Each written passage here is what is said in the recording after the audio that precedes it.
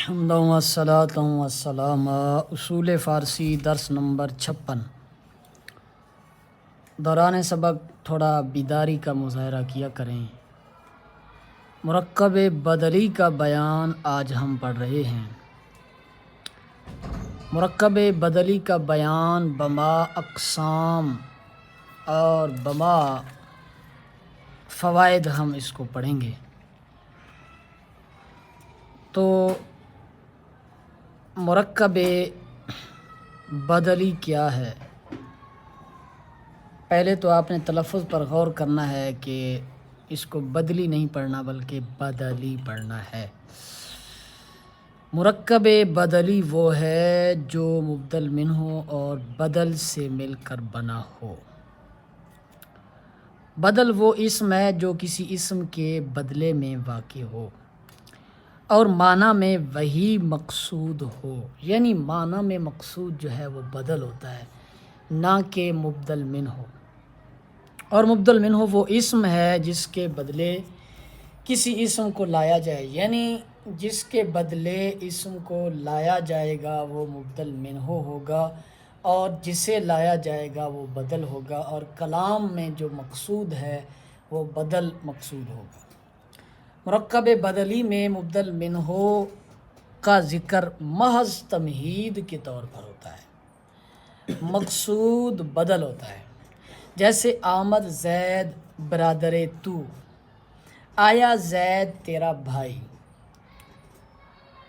اب کہنے والے کا مقصد کیا تھا کہ مخاطب کو اس کے بھائی کی آمد کا بتانا۔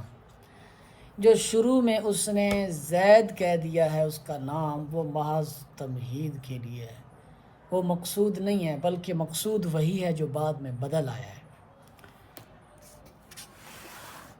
زید کا ذکر سے اس نے تمہید کے طور پر تمہید کے طور پر کیا، مراد اس کا برادر تو کی آمد بتانا تھا۔ مرکب بدلی میں پہلے اسم کو مبدل منہ اور دوسرے کو بدل کہتے ہیں، جیسے مذکورہ مثال میں زید مبدل منہ اور برادر تو مضاف مضاف الیہ مل کر بدل کل ہے۔ مبدل منہ اور بدل مل کر ایک کلمہ کا حکم رکھتے ہیں، یعنی جیسے کہ پیچھے آپ نے پڑھا بھی ہے، یہ مرکبات جو ہیں یہ ایک کلمہ کا حکم رکھتے ہیں۔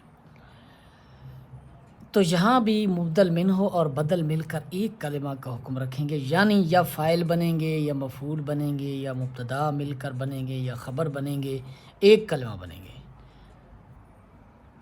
جیسا کہ مذکورہ مثال میں آمد فعل ہے، زید مبدل منہ ہے اور برادر تو بدل ہے، مبدل منہ اور بدل مل کر آمد کا فاعل ہیں، فعل اپنے فاعل سے مل کر جملہ فعلیہ خبریہ ہو۔ تو اس مثال میں یہ فاعل بن رہا ہے، زید برادر تو سارا مل کر یہ فاعل بن رہا ہے۔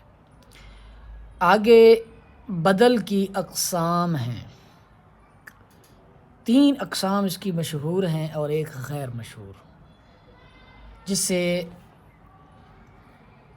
بدل الغلط کہا جاتا ہے، وہ غیر مشہور قسم ہے۔ بدل الکل، بدل البعض، بدل الاجتمال، یہ تینوں اس کی مشہور اقسام ہیں۔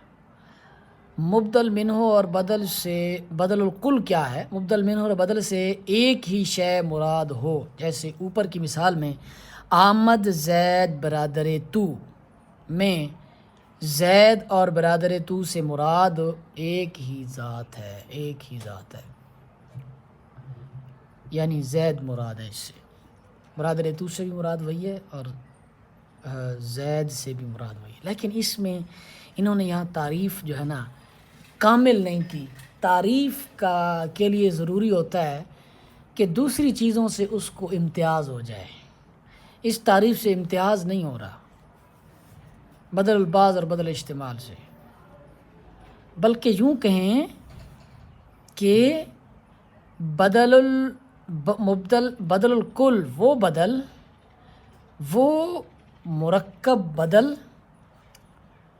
مرکب بدلی جو مبدل منہ اور بدل سے مل کر بنے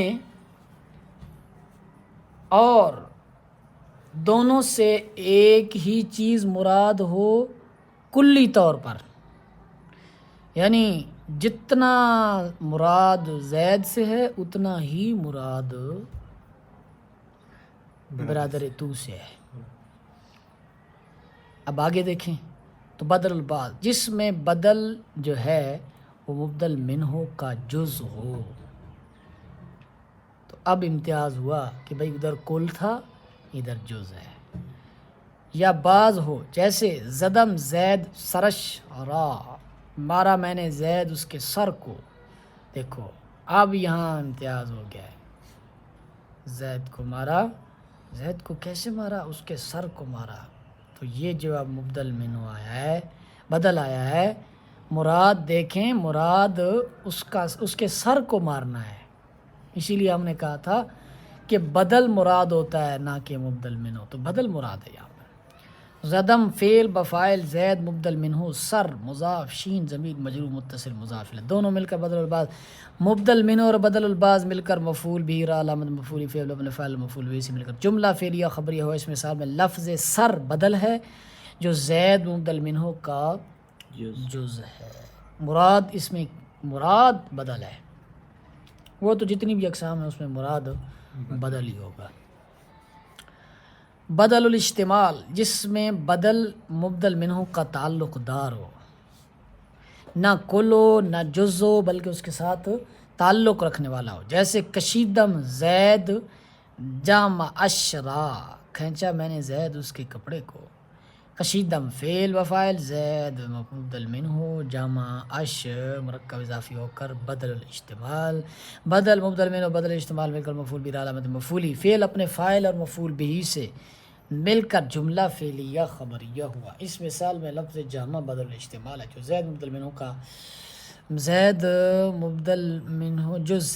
مبدل منہ کا نہ کل ہے نہ بعض ہے، نہ کل ہے نہ جز ہے بلکہ زید کے ساتھ تعلق رکھنے والا ہے۔ اب اس کا لباس ہے، اس کا کپڑا ہے، تو نہ زید کا یہ کل ہے اور نہ جز ہے بلکہ اس کے ساتھ تعلق رکھنے والا ہے۔ آخری قسم جو ہے جو غیر مشہور ہے، بدل کی چوتھی قسم بدل الغلط شمار کی جاتی ہے، یعنی جو غلطی کے بعد بطور بدل ذکر ہو، جیسے آمد خر زید، آیا گدھا زید، متکلم آیا زید کہنا چاہتا تھا کہ اچانک اس کے منہ سے خر کا لفظ نکلا۔ اس قسم کو علیحدہ ذکر کرنے میں حکمت یہ ہے کہ اس بات کی طرف اشارہ ہو جائے کہ ان تینوں قسموں میں اس قسم کا اوپر والی تینوں قسموں سے بنیادی اختلاف ہے، اور وہ اختلاف کیا ہے؟ اور وہ اس طرح کہ ان تینوں قسموں کا مبدل منہ اگرچہ تمہیداً ذکر کیا جاتا ہے مگر اس کا ذکر ارادتاً ہوتا ہے، اس میں ارادہ ہوتا ہے، تمہید باندھی جاتی ہے ارادتاً، لیکن بدل الغلط میں ارادہ نہیں ہو جاتا، غلطی ہو جاتی ہے اس میں۔ مبدل منہ کا ذکر غلطی کے طور پر اور اچانک ہوتا ہے، متکلم کا ارادہ نہیں ہوتا، غلطی کے طور پر غلطی سے ہو جاتا ہے۔ اور آگے فائدہ ہے جی، مبدل منہ پر کسرہ نہیں پڑھنا چاہیے۔ بعض لوگ بدل اور عطف بیان میں کچھ فرق نہیں کرتے، اور بعض یہ فرق کرتے ہیں کہ عطف بیان میں دونوں اسم مقصود ہوتے ہیں برخلاف بدل کے کہ اس میں مقصود صرف بدل ہوتا ہے۔ مبدل منہ مرکب بدلی میں صرف بدل مقصود ہوتا ہے اور مرکب عطف بیانی میں دونوں مراد ہوتے ہیں۔ مرکب عطف بیانی پڑھ لیں تو آپ کو سمجھ آ جائے گا کہ کیا کہنا چاہ رہے ہیں۔ وہ مرکب ہے جو معطوف علیہ بعطف بیاں اور معطوف بعطف بیاں سے مل کر بنے اور معنی میں دونوں ہی مقصود ہوں، دونوں مراد ہوں، جیسے آمد ابو حفص عمر، آیا ابو حفص عمر۔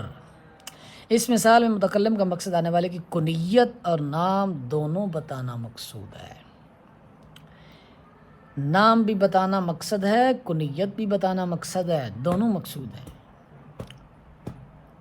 یعنی کہ مرکب عطف بیانی اور مرکب بدلی یہ تقریباً دونوں جو ہے نا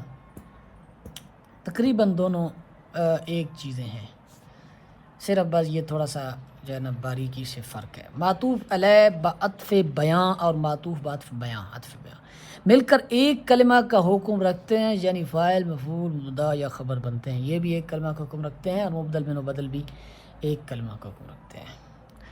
نام سے پہلے جو القابات لکھے ہوتے ہیں وہ عام طور پر معطوف علیہ بعطف بیاں بنتے ہیں، اور نام معطوف بعطف بیاں بنتا ہے۔ وہ القابات معطوف علیہ بعطف بیان بنتے ہیں، اور وہ نام جو ہے معطوف بعطف بیان بنتا ہے۔ جیسے اعلیٰ حضرت الشاہ امام احمد رضا، اس مثال میں اعلیٰ حضرت الشاہ امام، یہ القابات جو سارے لکھے ہوئے ہیں یہ معطوف علیہ بعطف بیاں ہیں، اور احمد رضا معطوف بعطف بیاں ہے۔ تو اس میں بہت باریک فرق ہے مرکب عطف بیانی میں اور مرکب بدلی میں، بہت باریک فرق ہے۔ یہ تھا جی آج کا درس۔ اس کے بعد مرکب استثنائی، اشاری اور جری یہ رہ گئے، اور موصولی،